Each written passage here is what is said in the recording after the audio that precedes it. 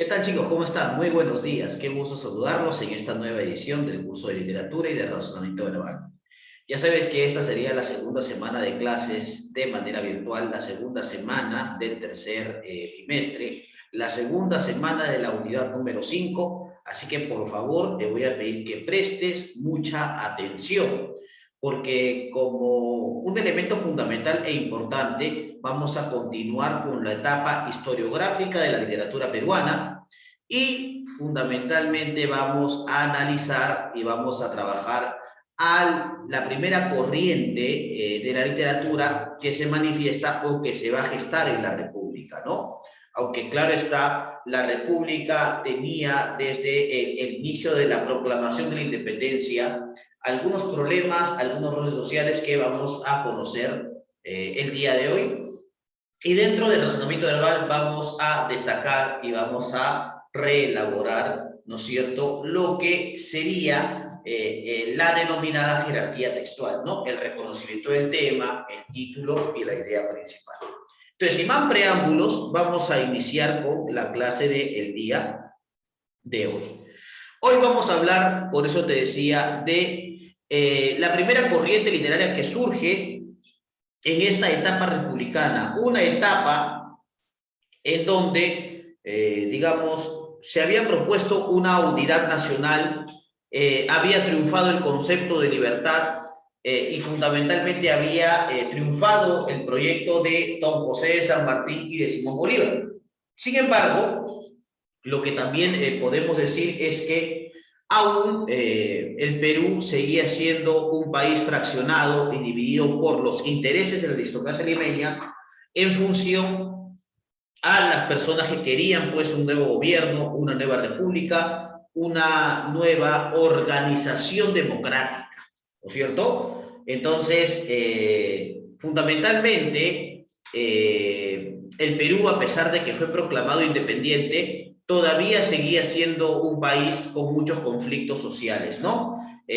Un sector de la población todavía quería que se siga manteniendo la corona española o fundamentalmente algunas instituciones de la colonia, mientras que otros sí querían una renovación completa, ¿no? Una nueva situación, ¿no es cierto?, educacional, una nueva situación social y un nuevo ordenamiento, ¿no?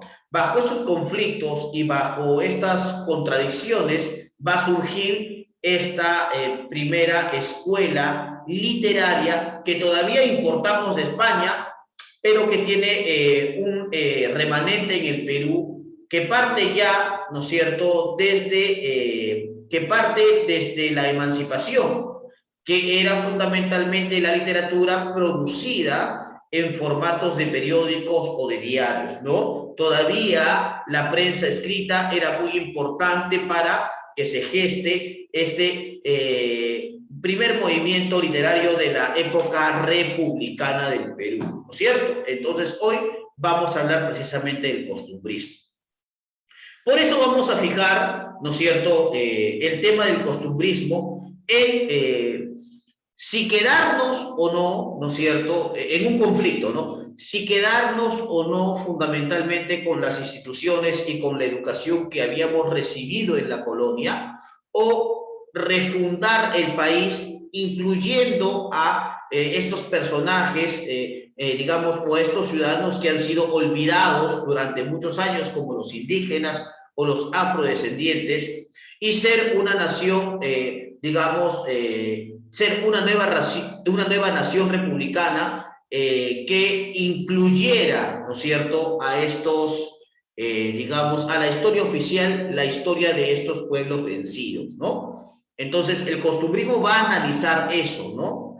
Y en realidad, como es una escuela, digamos, que tiene su origen en España, vamos a imitar los estilos españoles, fundamentalmente hablando, pero también vamos a analizar, ¿no es cierto?, el día de hoy, por qué la importancia de dos escritores fundamentalmente, digamos, que se relacionan con estas escuelas del costumbrismo. Entonces, vamos a analizar, ¿no es cierto?, dos objetivos primordiales. Primero vamos a destacar la importancia de la idea de nación en el Perú. ¿Qué se entiende por nación? ¿No es cierto? Todos sabemos que la nación es el conjunto de ciudadanos con características o con, digamos, ideologías o con sentires que tienen cierta afinidad, ¿no es cierto? Que tienen una afinidad determinada, ¿no es cierto? Eso es nación. Ahora, el Perú en realidad es una nación, o en ese tiempo, en 1821, después de la proclamación de la independencia, ¿el Perú fue una nación o simplemente fue una república de facto? ¿O simplemente fue una república en el papel? ¿O fue una república bajo conceptos teóricos? Bueno, en realidad eso es lo que vamos a discutir el día de hoy. También vamos a diferenciar las características de este nuevo movimiento que surge, ¿no es cierto?, digamos, la primera etapa de la República, ¿no? Vamos a hablar del costumbrismo y de sus dos escuelas, del criollismo y del anticriollismo, así como la importancia de sus representantes, ¿no? ¿Quién representa el criollismo y quién representa el anticriollismo? El Perú, ¿no es cierto?, digamos, o mejor dicho, la literatura en el Perú es la clara muestra de los procesos de confrontación que padecía nuestro país, ¿no es cierto?, después de haber sido proclamada la independencia del Perú, ¿no es cierto? Entonces, por ejemplo, ¿no es cierto?, ¿a qué llamamos costumbrismo? Precisamente a las condiciones, cualidades o actividades que fundamentalmente las personas hacen a diario. Y no solamente tiene que ver con esas actividades, sino también tiene que ver con los personajes que habitan fundamentalmente estos sitios, ¿no? Por ejemplo, encontramos a la persona que vende los tamales en la esquina, encontramos, por ejemplo, al panadero, ¿no es cierto?, que sale con su canasta, digamos, con su canasta, digamos, de mimbre a vender sus panes. Encontramos, por ejemplo, al guardia que protege las calles, ¿no es cierto?, y que a través de una vara y de un silbato, ¿no es cierto?, constantemente dice la hora, ¿no? O encontramos precisamente a las tapadas limeñas, ¿no?, que fundamentalmente también constituían o eran parte del paisaje limeño de inicios del siglo XIX, ¿no es cierto?, después de la proclamación de la independencia, lógicamente. Entonces, estas tapadas limeñas pues ya no existen, ¿no? Existieron en esa época, a inicios de la era republicana, si queremos llamarlo de esta manera. Entonces, claro, para entender este proceso y para entender estos personajes, tenemos que analizar la literatura costumbrista, ¿no? Y sobre todo sus dos grandes escuelas, ¿no? Por eso va a ser importante el día de hoy analizar todavía la periodización de la literatura peruana. También será importante analizar el contexto por el cual se produce esta literatura, ¿no es cierto?, y cómo esta literatura es el claro ejemplo de esas contradicciones, fundamentalmente de estos problemas, fundamentalmente de estos sectores, de estos dos grandes sectores de la población que demostraban que el Perú todavía seguía siendo una deuda eterna como nación, ¿no? Las características también del costumbrismo, ¿no? Vamos a hablar de sus vertientes, ¿no?, de las escuelas criollista y anticriollista, vamos a hablar de sus representantes y algunas fuentes bibliográficas que tú puedes consultar, ¿no es cierto?, posteriormente.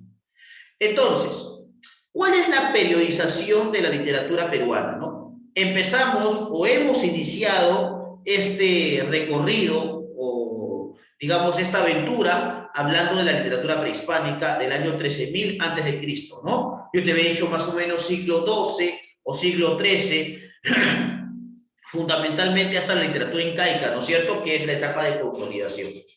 Ahora, ¿cuándo termina la literatura prehispánica? Con la toma de Cajamarca. ¿Cuándo inicia la literatura colonial? ¿No es cierto? Desde la toma de Cajamarca en 1532, ¿no es cierto?, hasta la literatura de la emancipación en 1781 con la rebelión de Túpac Amaru II. Eso originaría, claro, con la imagen de Mariano Melgar que vimos la semana pasada, hasta el año de 1821, donde empieza nuestra literatura republicana. Claro que la primera escuela o el primer movimiento o la primera corriente de nuestra literatura republicana va a ser el costumbrismo. ¿Ya? Profesor, una pregunta. ¿Seguimos experimentando lo que es la literatura republicana en la actualidad? Claro, porque seguimos siendo una república. Es más, el post-vanguardismo o la literatura contemporánea, si se quiere llamar, o la literatura del 2000, también pertenece fundamentalmente a esta literatura republicana, ¿no? Entonces, esta periodización corresponde a la literatura peruana, que tiene tres grandes procesos: literatura prehispánica, literatura colonial y literatura republicana. A partir de este momento, chicos, vamos a empezar a hablar sobre los movimientos, ¿no es cierto?, literarios que aparecen después de la proclamación de la independencia en 1821. Esta periodización corresponde a la literatura peruana. Luego de las luchas de independencia, el Perú logra ser reconocido como república autónoma. Lógicamente que logra ser reconocido a medias, ¿no? Porque los aristócratas o la aristocracia limeña no querían perder sus privilegios, mientras que fundamentalmente los revolucionarios, o mejor dicho, los liberales, sí querían fundamentalmente refundar la república, incluyendo a esos pueblos olvidados, como eran fundamentalmente los indígenas y los afrodescendientes, ¿no? Con este proceso van a ser la literatura republicana peruana, siendo la primera escuela literaria el costumbrismo. O sea que la primera escuela del proceso republicano en el Perú va a ser el costumbrismo. Claro que el costumbrismo va a tener todavía, como te decía, algunos rezagos de la literatura y la emancipación. Por ejemplo, el utilizar los tópicos o el utilizar personajes netamente limeños. Punto número 2, la idea de alguna u otra manera de el desorden o la crítica a los nuevos ciudadanos republicanos. Y también va a ser una literatura fundamentalmente, va a ser una literatura fundamentalmente que va a representar ese conflicto de esas grandes masas del Perú, las que querían una república o mantener, ¿no es cierto?, el status quo de la colonia, ¿no? A eso hacemos referencia con el costumbrismo. Además que la producción literaria del costumbrismo todavía va a emplear o utilizar los periódicos para publicar, ¿no es cierto? Va a utilizar los periódicos para hacerse conocida, ¿no? Eso va a ser lo fundamental, eso va a ser lo importante que debemos recordar, ¿correcto? Ahí está.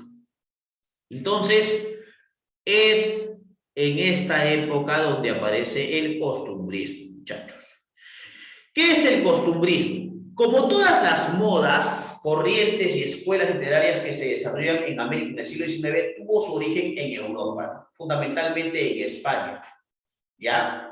El costumbrismo surge en España como movimiento que antecede al romanticismo alrededor de los años 1810 a 1830, como te decía, a inicios del siglo XIX.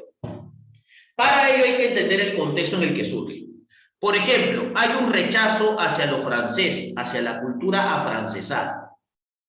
Vamos a hablar del nacionalismo español. Ahora la pregunta es, ¿por qué se emplea el costumbrismo? El costumbrismo se emplea en el ámbito peruano por dos cosas. Primero, para fortalecer la identidad nacional y hablar sobre los nuevos ciudadanos que están naciendo en la República, y también criticar a la República, o sea, criticar a esta nueva nación o a esta nueva propuesta, ¿no es cierto?, de un tipo de gobierno en ese territorio. Lógicamente que los que van a criticar la República van a ser los aristócratas limeños y los escritores que pertenecían a esta aristocracia. Sin ir muy lejos, hay que recordar fundamentalmente que uno de los máximos exponentes del costumbrismo va a ser Felipe Pardo de Aliaga. Y Felipe Pardo de Aliaga era fundamentalmente hijo de la aristocracia limeña, ¿no es cierto?, que tuvo que abandonar el país después de que el Perú logra independizarse y proclamar su independencia republicana, ¿no es cierto? Y él va a ir a España a educarse, ¿no es cierto? Es más, va a educarse con José de Espronceda. Por eso es que se hace importante la imagen de Felipe Pardo y Aliaga, porque él es el que va a traer el costumbrismo al Perú, ¿no es cierto? Él es el que va a traer el costumbrismo al Perú, pero lo va a traer en función de generar una crítica hacia esa república y hacia esos nuevos ciudadanos, ¿no? Entonces, hay que recordar que consiste el costumbrismo básicamente en representar la literatura de las costumbres de la sociedad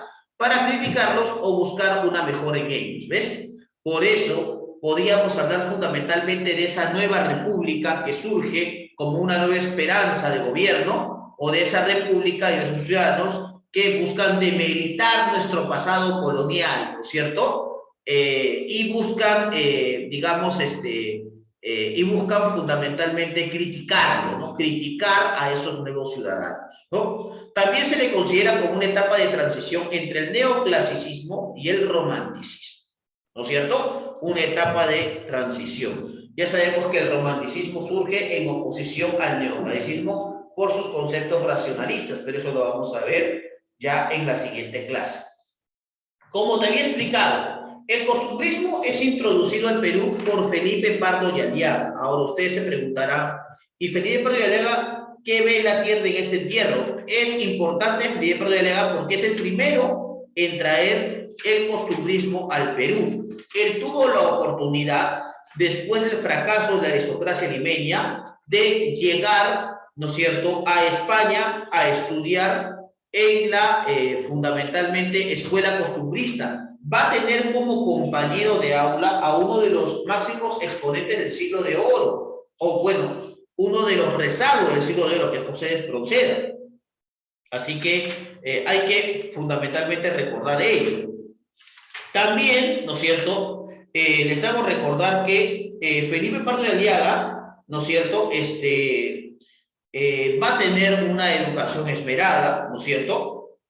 Va a estudiar en el Colegio San Mateo, que dirigía el poeta Alberto Lista, y, como te decía, va a tener como compañeros fundamentales a José de Espronceda y a Ventura de la Vega, ¿no? Luego va a regresar al Perú después de 7 años de haberse proclamado la independencia, en 1828, y va a iniciar sus estudios jurídicos en San Marcos, va a estudiar Derecho. Además de ello, ya, va a colaborar en el Mercurio peruano. No es un dato menor porque, como ya te había explicado, todavía esta literatura costumbrista tenía un respaldo en las ediciones periodísticas, ¿no? Y va a morir el 24 de diciembre de 1868. ¿Cuál es la obra más importante de Felipe Pardo y Aliaga? Bueno, todos sabemos que una de las obras más importantes de va a ser este diario, ¿no es cierto?, El espejo de mi tierra, en donde va a dar a conocer artículo de costumbres denominado Un viaje, donde va a criticar a la aristocracia limeña por no haber defendido el pasado glorioso de la colonia, ¿cierto? Entonces, más allá de lo que acabo de contar, el costumbrismo en España es un movimiento literario, pero en el Perú es una escuela. Por ello es la primera escuela literaria en el Perú independiente. Es algo que te había explicado hace un momento. Entonces, la importancia de Felipe Pardo y Aliaga es que trae el costumbrismo al Perú, ¿no es cierto? Porque gracias a su educación esmerada puede hacer lo propio, ¿no? Puede hacer eso, ¿no? Eso es fundamentalmente lo importante. Entonces, el costumbrismo fue importado de España, ¿no es cierto? Y es fundamentalmente una corriente literaria que va a representar los vaivenes sociales y políticos de la República. Los objetivos fundamentales del costumbrismo es la búsqueda de la identidad, la afirmación nacional y la consolidación de la independencia, ¿no es cierto? Pero también es cierto que habían dos vertientes. Una vertiente que criticaba a la nueva república y la otra vertiente que consideraba que había que renovar las instituciones y olvidarnos de ese pasado infausto de la corona española. ¿Correcto? Entonces eso es, ¿ya? Eso es lo fundamental. ¿Cuál es el contexto por el cual surge, ¿no es cierto?, el costumbrismo en el Perú? Primero, la independencia del Perú en 1821. Va a surgir también el primer militarismo, ¿no es cierto? El primer militarismo. Hablamos fundamentalmente de, hablamos fundamentalmente de Ramón Castilla, época de Ramón Castilla, época de alguna u otra manera de Antonio José de Sucre, ¿no es cierto? Militares que van a gobernar este país, ¿no? Se va a formar la Confederación Peruano-Boliviana, ¿no es cierto?, entre Antonio José de Sucre, por ejemplo, y don José de San Martín. Va a haber un caos político, social y económico, fundamentalmente porque como se empiezan a renovar las instituciones, la aristocracia limeña empieza a perder sus capitales económicos y eso afecta fundamentalmente a la economía peruana, ¿no? Siempre lo nuevo causa zozobra y siempre lo nuevo causa conflicto, ¿no? Y se va a producir lo que sería el caudillismo militar, ¿no es cierto? A propósito de eso, ya es importante recordarles, como te decía la semana pasada, que si bien es cierto, en 1821 se proclama la independencia del Perú, recién en 1824 hablamos de la República Peruana. O sea, podemos hablar de un Estado republicano porque elegimos a un presidente que nos va a representar. El primer presidente del Perú va a ser José de la Riva Agüero, ¿no es cierto? Entonces, por si acaso, todavía no podemos hablar de, una república en estos momentos. Es más, la literatura costumbrista va a representar, ¿no es cierto?, fundamentalmente esos conflictos sociales que se están dando por estas épocas. Ya, por si acaso. ¿Cuáles son las características de esta literatura costumbrista? Bueno, yo voy a citar 5 fundamentales o 5 importantes. Primero, representan las costumbres de la sociedad limeña, sobre todo a los personajes típicos de Lima, ¿no? Como te decía, al tamalero, ¿no es cierto?, al sereno, ¿no? Por ejemplo, al negro afrodescendiente que vende sus humitas, por ejemplo, a las negras provenientes del sur de Lima, que venían con sus tinajas en la cabeza llenas de vino. También encontramos a la tapada limeña, encontramos a la vieja chismosa que trata de arreglar los matrimonios por conveniencia, ¿no? Tenemos fundamentalmente a las familias conservadoras, pero también a las familias liberales, ¿no? Encontramos también mucha condición racial entre un peruano con respecto a otro, y esas diferencias van a ser un motivo fundamental para la creación de historias, para la creación del teatro, ¿no? Porque también se va a desarrollar fundamentalmente un teatro como una especie literaria importante dentro del costumbrismo.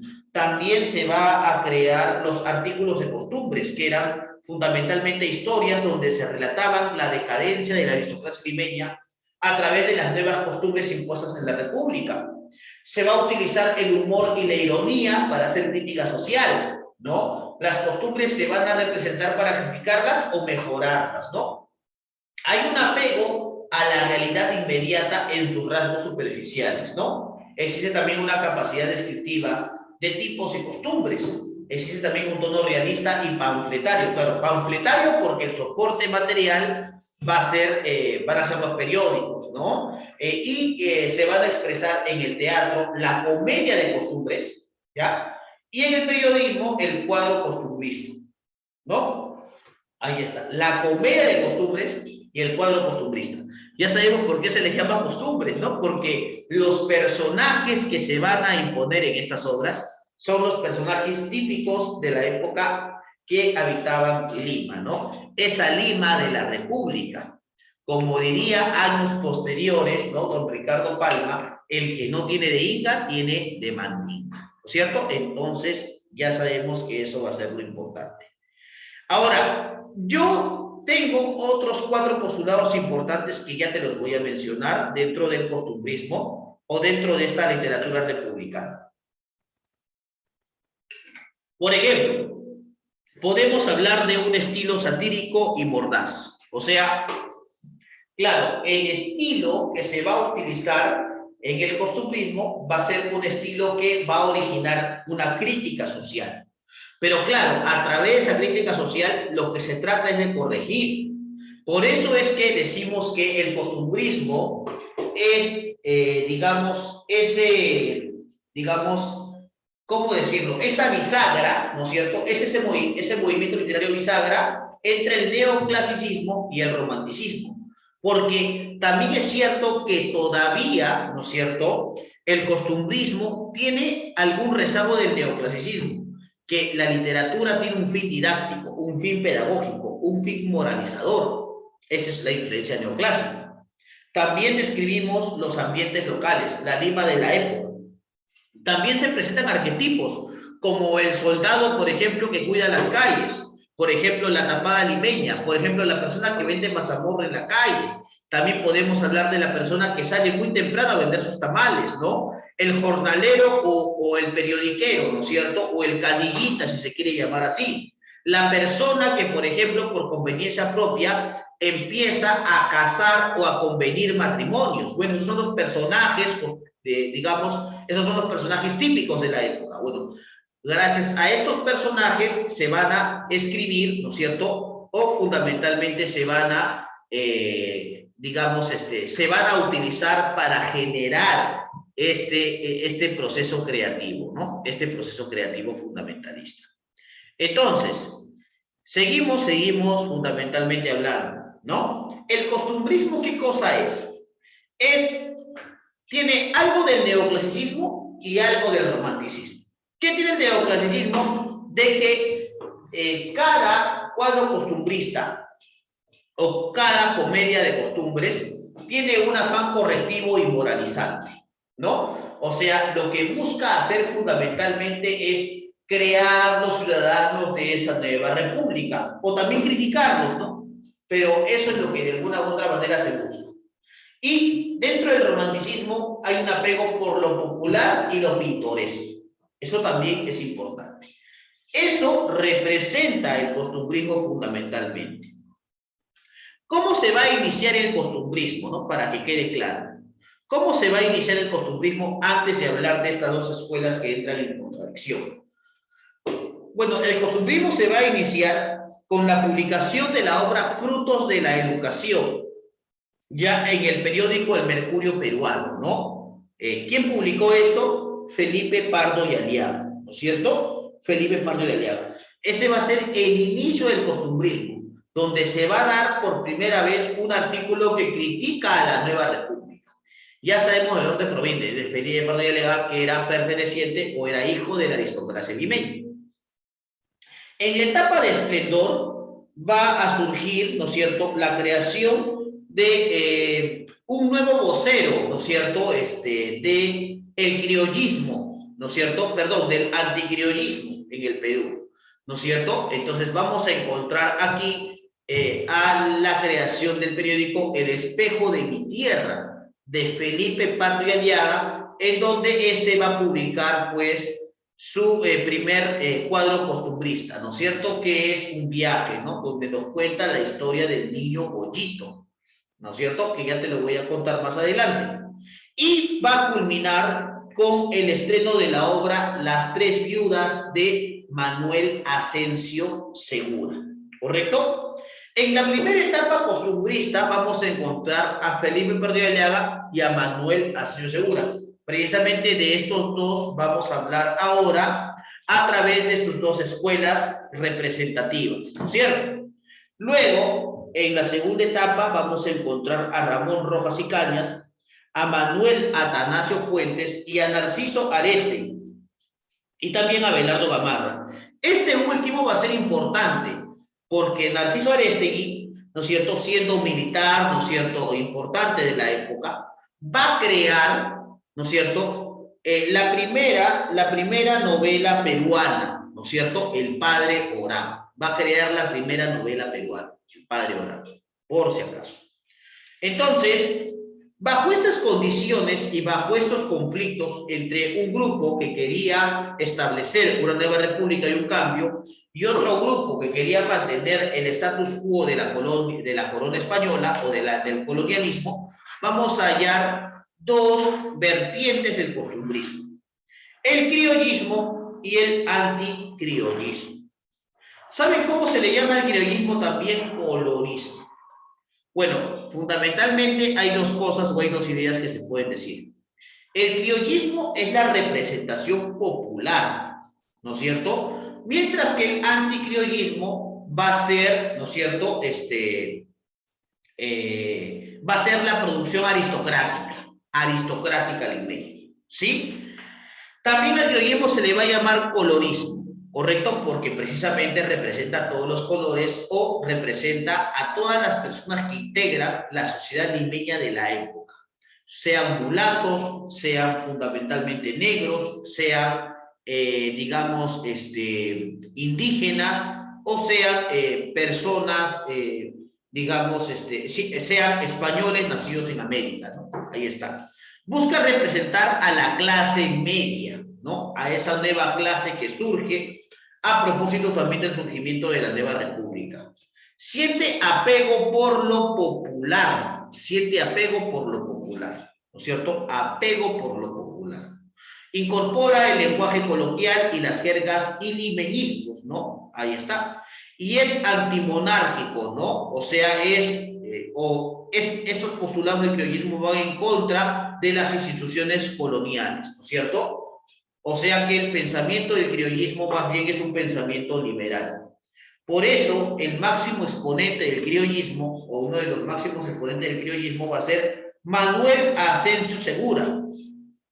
¿Cuál va a ser la importancia de don Manuel Asensio Segura, que va a ser considerado el padre del teatro nacional? Porque él es el que define el drama nacional, porque fundamentalmente se encarga de realizar comedias costumbristas, ¿cierto? Eso es lo que hace Manuel Asensio Segura. No es raro y extraño que, digamos, el Teatro Nacional de Lima o el Teatro Nacional del Perú se llama el Teatro Segura, ¿no es cierto? Y el anticriollismo, también denominado pasadismo, ¿no es cierto?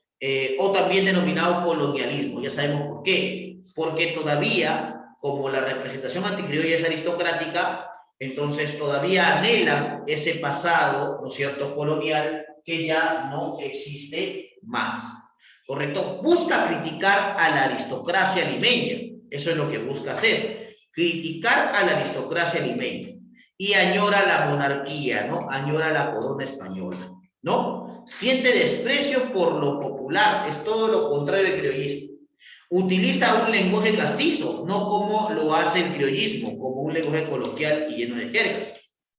Y es antirrepublicano y tiene tendencia conservadora, ¿no es cierto? Claro que el máximo exponente, ¿no?, del anticriollismo va a ser Felipe Pardo y Aliaga. ¿Y cuál va a ser la importancia de Felipe Pardo y Aliaga? Que va a ser el que trae el costumbrismo al Perú, ¿no es cierto? Pues ahí están las dos vertientes opuestas que, claro está, demuestran los conflictos que padecía el Perú a propósito de la proclamación de la República, ¿no? Y ya como te había explicado, el costumbrismo es la primera corriente republicana que surge en nuestro país, ¿no? Que surge en nuestro país. Eso hay que tenerlo en cuenta, ¿ya? Por si acaso. Entonces, ¿qué es lo que vamos a analizar o qué es lo que vamos a ver ahora? ¿No? ¿Qué es lo que vamos a analizar y qué es lo que vamos a ver ahora? Por ejemplo, ¿cuáles son los otros representantes del costumbrismo? Juan del Valle Caviedes, por ejemplo, con el diente del Parnaso. Vamos a encontrar con Color Corvo, ¿no es cierto?, que se dice que son los antecedentes del costumbrismo, ¿no? Con Color Corvo, que es Alonso Carrillo de la Bandera, o con Color Corvo. ¿Por qué? Bueno, Alonso Carrillo de la Bandera, español, que se vestía de negro, ¿no? Va a ser recordado así porque fundamentalmente va a escribir la primera novela picaresca del Perú, El Lazarillo de los Ciegos Caminantes, por si acaso. Luego encontramos, ¿no es cierto?, a El Murciélago, 1820 a 1889. ¿Cuál fue su nombre real? Fue Manuel Atanasio Fuentes, que va a fundar en 1855 el diario El Murciélago, ¿no? Apuntes históricos, descriptivos, estadísticos y de costumbres, ¿no? Claro, y también recibí este nombre por cómo se vestía, ¿no? Fundamentalmente, claro, ¿no? Eran los personajes de la época, ¿no? eran los personajes de la época. Ahí está. Habíamos hablado, ¿no es cierto?, de Felipe Pardo y Aleaga, que nace en 1806 y va a morir en 1868, ¿no? También llamado Felipe Pardo y Aleaga el satírico limeño, ¿no? Es el introductor del costumbrismo al Perú, por eso su importancia. Participa en la vida política, ¿no es cierto? Por eso estudia Derecho, por eso ingresa a San Marcos a estudiar Derecho, y tenía una orientación fundamentalmente anticriollista, ¿no? Él respetaba no solamente el pasadismo colonial, sino que también, como ustedes sabrán, y como ya lo he comentado, era hijo de la aristocracia limeña, ¿no? Eso es lo que hay que destacar dentro de Felipe Pardo y Aleaga. Ahora, un dato no menor, ¿no es cierto? Él utiliza sus artículos costumbristas para criticar a la aristocracia limeña. Ahora, ustedes se preguntarán, profesor, ¿cómo Felipe Pardo de Aleaga puede criticar a la aristocracia limeña si él es aristócrata? Bueno, porque esos 7 años que estuvo en España, se da cuenta que el fracaso de la corona española tiene que ver porque los aristócratas ya no luchan por mantener el status quo de la corona española, sino luchan por sus propios intereses. Entonces, lo que critica Felipe Pardo y Aleaga de la aristocracia es fundamentalmente porque ésta no supo defender, ¿no es cierto?, el estatus de la corona española, ¿no?, en el Perú. Eso. ¿No? Vamos a encontrar dentro de las comedias a Frutos de la Educación, Don Leocadio y el aniversario de Ayacucho y Una huérfana en Chorrillos. Y en artículos costumbristas vamos a encontrar, ¿no es cierto?, un viaje, ¿no? La historia del niño Goyito. Se dice que el niño Goyito, ¿no es cierto?, va a viajar a Chile.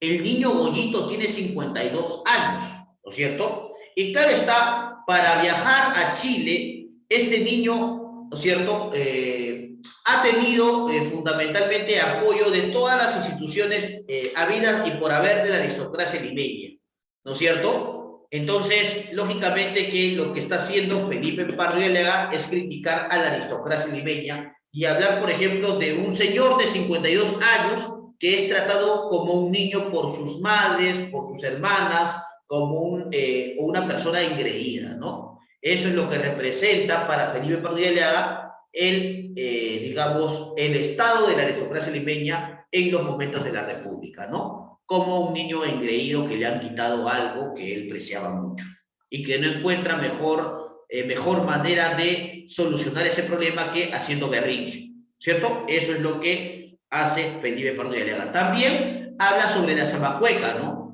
Ese baile erótico y popular que hace que muchos aristócratas pierdan la cabeza, ¿no es cierto? Eso decía Felipe Pardo y Aleaga. Y claro está que vamos a hablar de Manuel Asensio Segura, considerado el padre del Teatro Nacional. Hay que recordar que nace en Lima, en un hogar de padre militar, ¿no es cierto? No como Felipe Pardo y Aleaga, que nace en un hogar aristocrático, ¿no? Al igual que su padre, incursiona en la vida militar, pero luego asume cargos de menor rango como comisario y diputado suplente, ¿no es cierto? O sea que también va a tener una participación política don Manuel Asensio Segura. Su vida humilde le permite retratar circunstancias de la vida cotidiana y plasmarlas en sus obras, ¿no? Por eso él fundamentalmente va a crear personajes típicos, jocosos, graciosos, ¿no es cierto? En 1841 dirige el diario La Bolsa, ¿no es cierto?, donde va a publicar artículos de costumbres. En 1841 edita El Cometa y en 1848 El Moscón.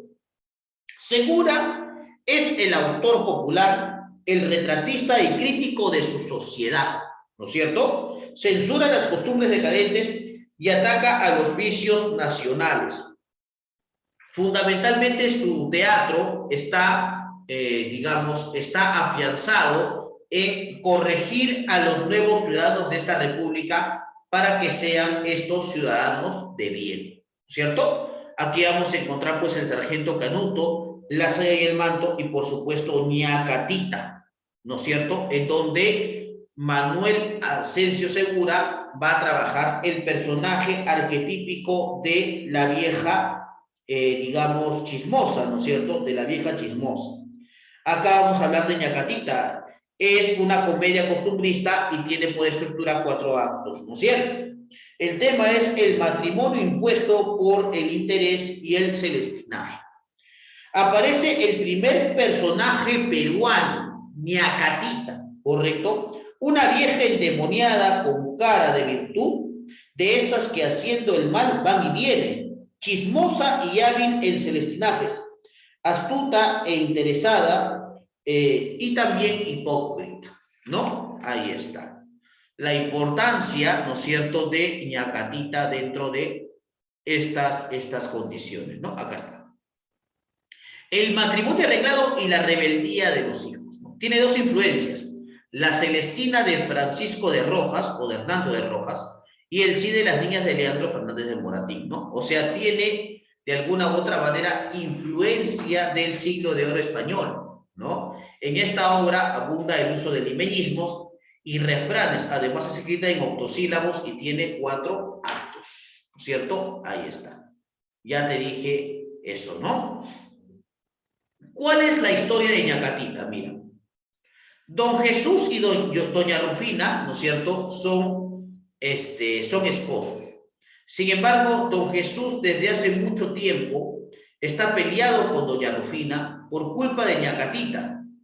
Ahora, ustedes se preguntarán por qué, ¿no es cierto? Bueno, primero porque doña Rufina deja ingresar a su casa a Ñacatita.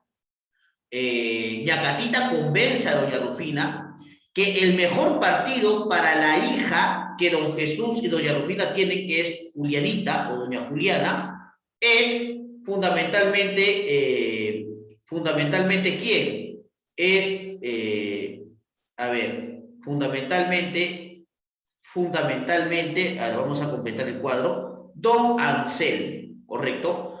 Para Ñacatita, ¿no?, quien es el mejor partido para Julianita es don Anselmo. Sin embargo, ¿no es cierto?, doña Juliana no ama a don Manuel, no ama a don Anselmo, sino ama a Manuel. Y don Jesús está de acuerdo con esta relación. Sin embargo, ¿no es cierto?, por consejos de Ñacatita, ¿no es cierto?, don Manuel llega a la casa de doña Juliana para raptarse, ¿no es cierto?, para raptar a doña Juliana. ¿Quién le dio este consejo a Manuel? Ñacatita, ¿no es cierto? Don Jesús se va a decepcionar de Manuel y va a dar el permiso para que Juliana se case con don Anselmo. Juliana no amaba a don Anselmo, sino amaba a Manuel. Sin embargo, don Anselmo era un empresario, además había estado en Francia, tenía una tienda de bisuterías y de ropa y era un futuro empresario, ¿no?, un próspero empresario. Mientras que Manuel era un simple, ¿no es cierto?, hijo de militares. ¿Qué va a ocurrir? ¿No es cierto? Va a ocurrir lo siguiente. De alguna u otra manera, ¿no?, alguna parte de la historia, ¿sí?, en alguna parte de la historia, ¿no?, don Anselmo le va a ofrecer dinero a Ñacatita para que convenza a doña Rufina que él es el mejor partido. Sin embargo, claro está que don Jesús, ¿no?, ya aceptando el matrimonio y pactando dicho matrimonio, y Manuel habiendo fracasado en ello, entonces va a aparecer lo que se dice dentro del teatro, el Deus ex machina. O sea, va a aparecer fundamentalmente un acto que nadie se esperaba. Va a aparecer un amigo de don Anselmo en plena casa, ¿no es cierto?, en plena casa de doña Rufina.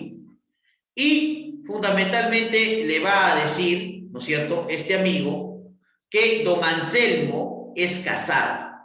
Doña Rufina, ¿no es cierto?, se va a enterar de dicho acto y lógicamente doña Rufina, ¿no?, va a sacar de su casa a don Anselmo y va a aceptar la relación de ambos jóvenes, ¿no?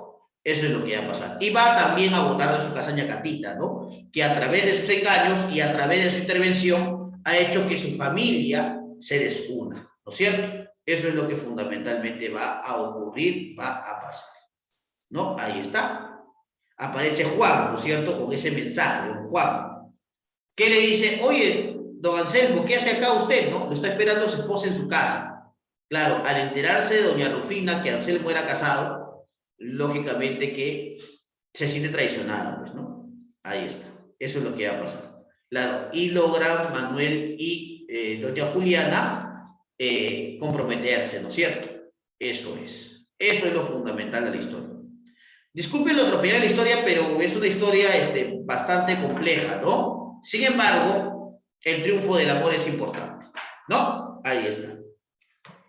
Muy bien, muchachos, a partir de esto, entonces, vamos a responder algunas preguntitas convenientes, ¿sí? Vamos a responder algunas preguntitas convenientes. A ver, por aquí, por aquí, por aquí, por aquí, ya está. Ya está. Ah, mira, la peli muertada, ¿no? Manuel León Segura en poesía tiene la peli muertada. Mira, acá para que entiendas mejor está el argumento de Ñacatita, ¿no? El argumento de Ñacatita, ¿no? Para que básicamente te enteres de la historia. Felipe Pardo de Aliaga, un viaje, también está por allí. Así que, ¿dónde se originó el costumbrismo? Ya sabemos que fue en España, ¿cierto? El costumbrismo se va a originar en España. ¿Qué es el costumbrismo? Es la primera corriente que surge en la República Peruana. Hablando de corrientes, ¿no es cierto?, literarias, se dice que el costumbrismo es la primera escuela que surge en este periodo de la historia republicana en el Perú, ¿no es cierto? ¿Cuál es el tema central de Ñacatita? Bueno, ya sabemos que el tema central de Ñacatita es el matrimonio por conveniencia, ¿no es cierto? Que está fundamentalmente impulsado por los malos entendidos y por el chisme. Y el tema fundamentalmente central de un viaje es la decadencia de la aristocracia limeña, ¿no es cierto? La decadencia de la aristocracia limeña. Ese es el tema fundamental de un viaje, ¿no? Del niño bonito. Ahí está. Perfecto. ¿Listo? A ver. Bueno, puedes completar este cuadrito, no hay ningún problema. Haz 2 mapas, ¿no? Ya está. Vamos a responder las preguntitas de acá. Un viaje de Felipe Pardo de Aliaga, ¿qué cosa es? ¿Qué cosa es un viaje de Felipe Pardo de Aliaga? Bueno, es fundamentalmente un artículo de costumbres, alternativa C. ¿Ya? Personaje mundano y refinado en la obra Ñacatita. Bueno, ese es... ¿dónde estás? ¿Dónde estás? ¿Dónde estás? Don Alejo, ¿no? Don Alejo. Sí, don Alejo. ¿El criollismo tiene rasgos de qué tipo? El criollismo tiene rasgos aristocráticos, ¿no? Aristocráticos. Criollismo, no anticriollismo, populares. El criollismo como escuela tiene como máximo representante a Manuel Asensio Segura, popular. ¿El costumbrismo se enfatiza en qué? Se enfatiza fundamentalmente en, la poesía satírica, la letra y la comedia, la tragedia y la novela, el cuento y la fábula, la comedia y la tragedia, el periodismo y la poesía. A ver, vamos a ver qué tienes en tu teoría, ¿no? Para no confundirnos. A ver, mira, movimiento literario que apareció en Lima en el siglo XIX, ya está. Busca la identidad, ¿no es cierto? Dice, se desarrolla a través del periodismo y el teatro. El periodismo y el teatro, entonces. Periodismo y teatro. Si encuentro eso, marco esa alternativa correcta. Periodismo y poesía, no. Poesía satírica, la letra y la comedia. La comedia y la tragedia, el cuento y la fábula, la tragedia y la novela. No sé, parece que no hubiera respuesta, ¿no? El costumbrismo. Es el periodismo y el teatro, ¿eh? No la poesía. ¿no? Hay que corregir. Aquí no encontramos alternativa, no hay alternativa. ¿Ya? Ahora, alternativa ajena al costumbrismo. Alternativa ajena al costumbrismo. A ver, ¿generalmente ubica los hechos en Lima? Sí. ¿Manejo de términos limeños? Sí. ¿Presenta intención didáctica? Claro, por eso su relación con el neoclasicismo. ¿Se trabajó el periodismo? Sí. ¿Presenta elementos fantásticos? No, más bien realistas. Alternativa E. ¿Ya? El estilo de los autores costumbristas es esencialmente ¿de qué tipo? Es esencialmente satírico, ¿no? Un viaje de Felipe de Leaga es una crítica ¿a qué? Es una crítica a la república, a la iglesia, al militarismo, a la burguesía limeña, ¿no? A la burguesía limeña. Esos que quieren, esos padres que quieren casar a sus hijas con el mejor postor, ¿no? Ahí está. Comedia que critica el baile la zamacueca, eso se llama frutos de la educación. Frutos de la educación. Se dice que ñacatita es una celestina. ¿Por qué? Porque lo que hace es unir parejas por conveniencia, ¿no? Entonces, tercia entre la relación de Julián y Manuel. Ayúdanos, Alejo. Es falsa beata. Comprende aspectos conocidos de la vida de los demás. Claro, ¿no? Es calumniadora e indiscreta. Comprende aspectos conocidos de la vida de los demás. No se mete en la vida de los demás, ¿no? Entonces, sí, alternativa A. No pertenece seguro a las tres viudas, el sargento Canuto, ñacatita, la pelimuertada, ¿sí? El paseo de Amancaes, me parece que no es, ¿no? El paseo de Amancaes. A ver, vamos a ver el teatro que tenemos en Maduración Segura, para no confundir. A ver, el sargento Canuto, la señora y el manto, las tres viudas, ñacatita, ¿sí? Ya está. Entonces sí, el paseo de Amancaes no es, ¿no? Alternativa D.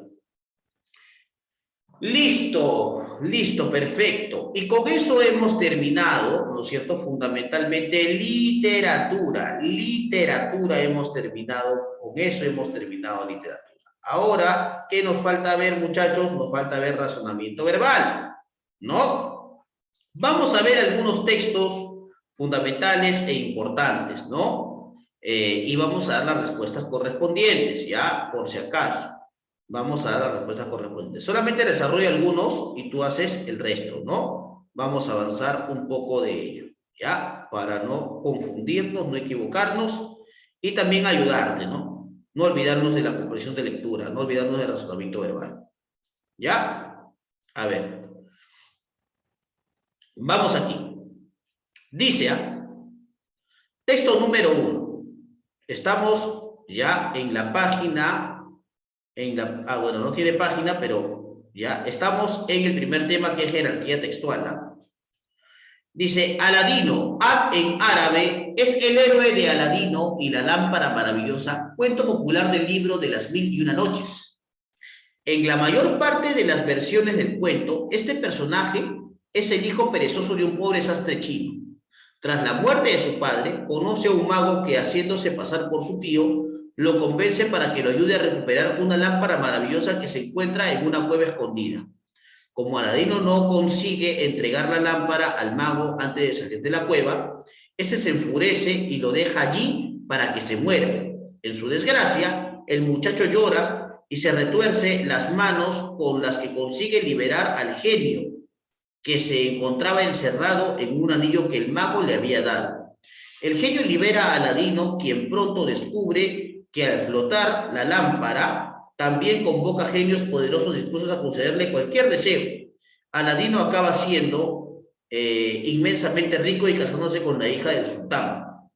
El mago vuelve con la intención de robarle la lámpara, pero el héroe lo derrota y, libre de enemigos, vive una vida larga y feliz, y además sucede al sultán en el trono. ¿Ves? Esa es la verdadera historia de Aladino. Ahora, el cuento de Aladino refleja las características formales y estilísticas y funcionales de Märchen o cuento mágico, es decir, aventuras y abundancia de elementos sobrenaturales y escaso realismo. múltiples episodios junto a un claro afán de entretenimiento. Al igual que en los cuentos de hadas, ilustra temas como el conflicto entre el bien y el mal, ¿no? Y el triunfo de los débiles sobre los poderosos.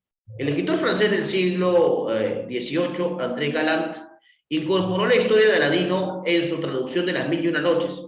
El texto de Galland deriva de las tradiciones orales árabes, probablemente sirias, y el juego todavía existe entre las narraciones populares árabes. La versión literaria de la historia Aladino es conocida en todo el mundo, especialmente en Europa y América, y ha servido de inspiración a muchas obras artísticas, ¿no? ¿Cuál sería el título más apropiado? El cuento popular de Aladino y la lámpara maravillosa, ¿no es cierto? Alternativa C. Ahí está. Ahora dice, sí, ahí está. Según el texto anterior, el cuento de Aladino, ¿qué? Se caracteriza por la multiplicidad de episodios y por su tendencia al realismo, ¿no? Ilustra la derrota a manos de los débiles como en los cuentos de hadas. El cuento de Aladino refleja únicamente las características, no, es producto de la imaginación creadora de un escritor francés. Ha inspirado a más artistas americanos y europeos que artistas árabes. Correcto. Alternativa E. ¿No? Alternativa E. Eso lo dice el final. De acuerdo con el texto anterior, en la mayor parte de las versiones de Aladino y la lámpara maravillosa, este personaje fue convencido de buscar una lámpara en una cueva por un supuesto tío suyo, pero este, enfurecido, finalmente le encerró en ella. No. Consiguió liberar un genio de la lámpara, eso sí. Una vez hubo descubierto que la lámpara maravillosa podía convocar a genios poderosos, derrotó al sultán y acabó casándose con su hija. Sí. Yo creo que la respuesta es la A, 2 y 3. ¿Cuál es el tema central del texto? El cuento de Aladino representa las características formales. El texto deriva de Aladino y la lámpara maravillosa, ¿no? Alternativa A. Y la 5, marque la alternativa correcta de acuerdo al texto. Al igual que en los cuentos de hadas, ilustra temas como el conflicto entre el bien y el mal, no.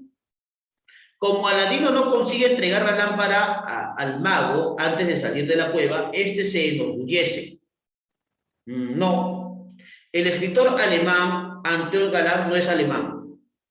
El cuento de Aladino refleja las características formales y estilísticas y funcionales de la poesía. El texto de Galland deriva de fuentes materiales árabes. Sí. Alternativa E, probablemente sirias, ¿no? Eso es. ¿Correcto? Ahí está. Eso es. ¿Ya? Entonces, a ver, ¿no? A ver. Vamos al texto 3, tú haces el texto 2, ¿ya? Lima es una ciudad multicultural, heterogénea y fragmentada. En ella se han multiplicado los centros y los circuitos donde se intercambian bienes materiales y bienes simbólicos. La necesidad de recuperar el centro histórico es un síntoma de este nuevo escenario ante la proliferación de los centros. La ciudad oficial desea reconstruir el orden perdido. En esta ciudad andinizada y globalizada, mestiza y racista, la expansión de la prensa chicha constituye un fenómeno ideológico que está imbrincado con antiguas estructuras que organizan nuestra cultura. Los periódicos chicha, ahora sí hablamos del tema, ¿no? Constituyen una gramática de las pasiones de los sectores populares, cuyos dos vectores principales son el vedetismo y el fútbol. Ambos fenómenos se presentan asociados con los mandatos de género y los deseos de prestigio y ascenso social. La ideología que transmite, pese a sus disfraces populares, es marcadamente machista, antipopular y racista. El modelo ideal de ascenso social continúa siendo el viejo paradigma de la mujer que entrega su cuerpo a cambio de una alianza matrimonial ventajosa, el menosprecio racial y la ejemplaridad de los modelos provenientes de los sectores socioeconómicos privilegiados. Tiene una vigencia persistente en estos periódicos, ¿no? ¿Cuál es el tema central del texto? Yo pensaría que estamos hablando de la prensa chicha. Alternativa D. ¿Cuál sería el título más apropiado? Si el tema es la prensa chicha, estamos hablando de las estructuras de la prensa chicha. Alternativa A, ¿no es cierto? Recuerda que el tema es el asunto general y que el título es la particularización del tema. O sea, de hecho, tiene que estar la prensa chicha. La frase que sintetice la de las estructuras periodísticas de la cultura chicha. Y según el texto, la prensa chicha expresa una ideología popular, desea reconstruir el orden perdido, es un efecto de la globalización, expresa la administración de la ciudad o es androcéntrica y racista. Es androcéntrica y racista, ¿no? Fundamentalmente es esto. Y es falso con respecto al texto. La necesidad de recuperar el centro histórico es un síntoma de este nuevo escenario. Bueno, sí. Lima se ha vuelto una ciudad andinizada, globalizada, precisa y racista. Sí. Los periódicos chicha constituyen dos vectores secundarios. Dos vectores secundarios, no, dos vectores principales, las veredas y los futbolistas. Alternativa C. Alternativa C. ¿Ya?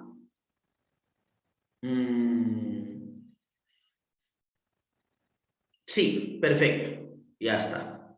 Ya ustedes, ¿no es cierto?, hacen el texto número 4, no hay ningún problema, y ya podemos terminar con el tema de hoy, ¿no es cierto? Listo. Entonces, chicos, eso ha sido todo lo que hemos tenido que trabajar el día de hoy. Espero que la clase haya entendido. Por favor, realiza tus prácticas, ¿no es cierto? Realiza las fichas, ¿no? Y ya nos veríamos la próxima semana en otra edición más del curso de literatura y razonamiento verbal. Chao, chao, cuídate, nos vemos.